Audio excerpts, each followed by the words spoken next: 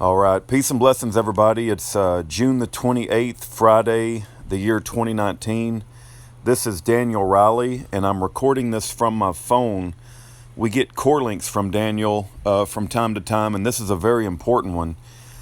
If you get this and you have the ability to mail a letter to David Hinkson, Schaefer Cox, Russell Landers, Kurt Johnson, even Martin Gottsfield, I believe they need to get this information because I believe that it could help them.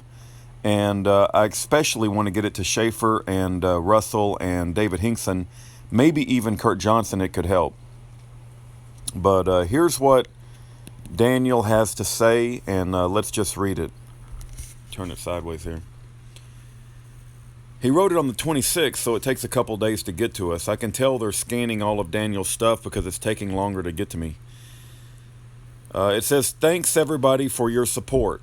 This is Daniel's explanation of the Davis Supreme Court decision." I don't think anybody knows this better than Daniel, so that's why I think it's important that I try to read this and understand as much as I can. It says 18 U.S.C. allows for a sentence enhancement when you possess a gun/bomb, etc., in furtherance of a crime of violence, COV. The COV, crime of violence, definition has two parts, 924C3A and B. The B part has been struck down by the Davis decision.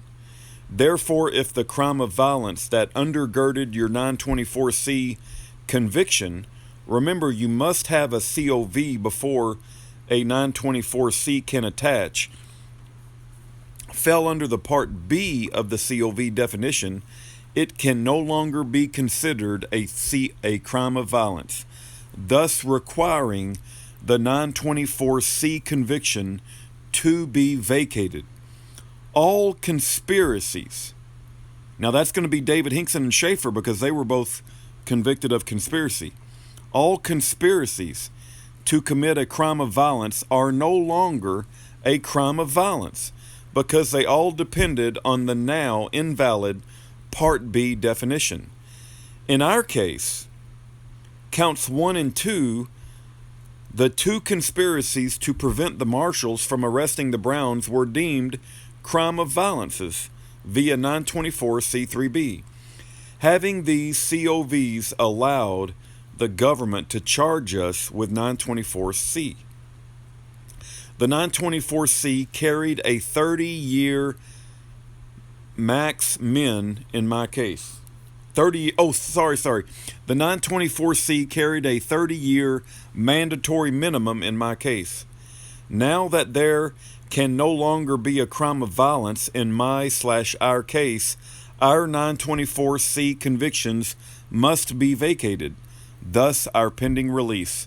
This is a very brief explanation. I did not want to go into all the wording of the definitions, technicalities, etc. This is the gravamen of the effect of the Davis decision. I hope this helps. So I think this is very, very important.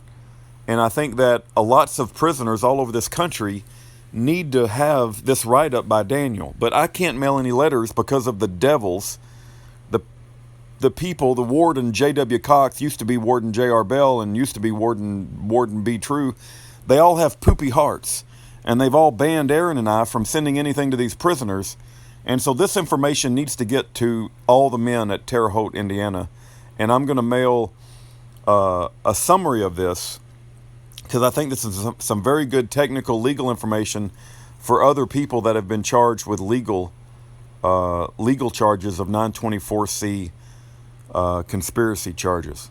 All right. I hope this helps. I'm going to put